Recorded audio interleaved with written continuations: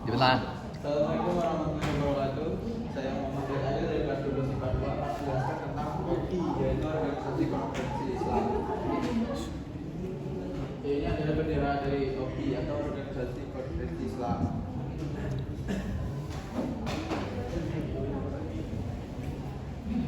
Latar belakang pembentukan OI itu yang pertama adalah pembakaran Masjid Al-Aqsa pada tanggal 21 Agustus tahun 1996. Pembakaran ini dilakukan oleh warga Israel yang bernama dan Denis Rohan. Yang kedua itu dipraksi oleh Raja Hassan II dari Maroko dan Raja Faisal dari Arab Saudi. Yang ketiga yaitu negara pendiri Malaysia, Arab Saudi, Somalia, Pakistan, Maroko, dan Nigeria. Yang keempat yaitu diadakan konferensi tingkat tinggi Islam pada bulan September tahun 1969 yang di Rabat, Maroko. Konferensi ini dihadiri oleh 28 negara dalam Islam. Yang isi dari konferensi ini itu ada satu, mengutuk pembakaran Masjid Al-Aqsa, yang kedua menuntut dikembalikan kota Yerusalem, yang ketiga itu menuntut kembalikan pasukan Israel dari seluruh wilayah perang yang diduduki. Yang terakhir itu ada resolusi yang merencanakan untuk mengadakan pertemuan para menteri luar negeri negara-negara Islam. Tujuan pembentukan OI adalah yang pertama itu memelihara meningkatkan solidaritas di antara negara-negara Islam dalam bidang ekonomi, budaya, pertahanan, keamanan, dan politik. Yang kedua itu bekerjasama dengan memperjuangkan kemerdekaan rakyat Palestina. Yang ketiga membantu perjuangan bangsa-bangsa yang tertindas. Yang keempat berusaha menyelamatkan perbedaan rasial, diskriminasi, dan kolonialisme dalam segala bentuk. Yang kelima itu mengkoordinasikan usaha-usaha untuk melindungi tempat-tempat suci. Negara-negara anggota OI itu ada sebagai berikut. Yang pada tahun 1969 itu ada dari Afghanistan, Aljazair, Chad, Brunei, dan Indonesia dan lain-lainnya. Dan ini juga banyak banget. Prinsip-prinsip OI yang pertama itu persamaan antar negara anggota, menghormati hak untuk menentukan nasib sendiri dan tidak mencampuri urusan dalam negeri negara lain. Yang ketiga ada menghormati kedaulatan, kemerdekaan, dan integritas wilayah negara.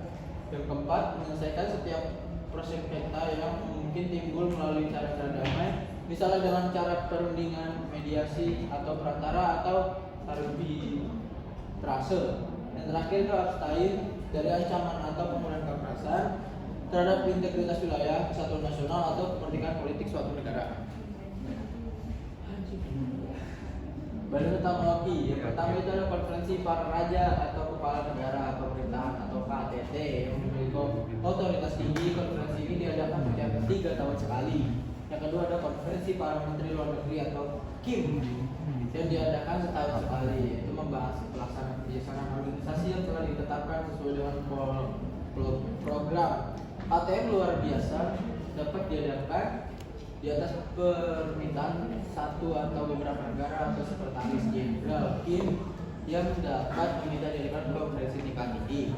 Selanjutnya sekretaris jenderal merupakan badan eksekutif yang dipimpin oleh seseorang sekretaris jenderal dan dibantu oleh 4 orang asisten yang berkedudukan di Jeddah.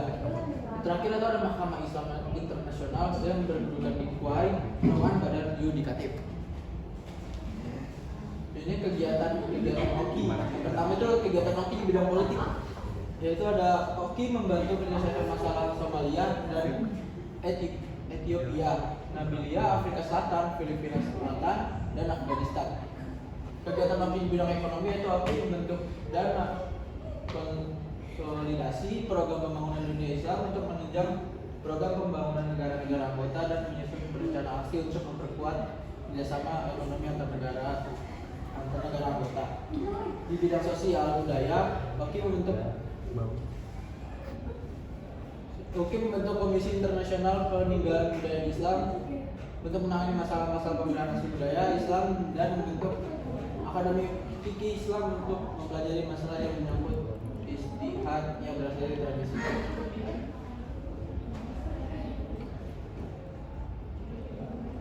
Kerjasama OI dan Indonesia itu ada Indonesia bukan merupakan negara Islam dan tidak ikut menandatangani program piagam OI. Yang kedua Indonesia masuk dan menjadi anggota OI karena mayoritas Indonesia itu beragama Islam. Kontribusi Indonesia di OI yaitu ada 6. Yang Yang pertama itu mengakui kemerdekaan Bangladesh, yang kedua itu Rumah Konferensi Tingkat Menteri atau PKMOT ke-24 pada tanggal 19 sampai 13 Desember tahun 1996. Iya benar. Yang ketiga itu Indonesia pernah menjadi tuan rumah KTT di Jakarta pada tahun 2014. Yang keempat adalah mendukung Pakistan saat berkonflik dengan India. Yang kelima memperjuangkan kemerdekaan Palestina, ikut menyelesaikan masalah Filipina dengan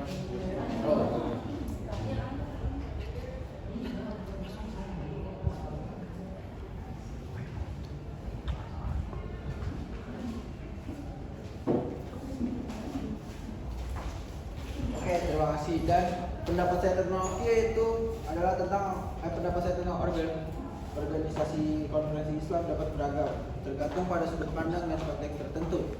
Secara umum, organisasi tersebut memainkan peran penting dan memfasilitasi kerjasama dalam memfasilitasi kerjasama antar negara anggota untuk mengatasi isu-isu bersama, termasuk ekonomi, sosial, politik. Namun, seperti halnya organisasi lainnya, tentang tantangan dan kritik juga mungkin muncul terkait efektivitas, preferensi, dan penanganan konflik di dalamnya.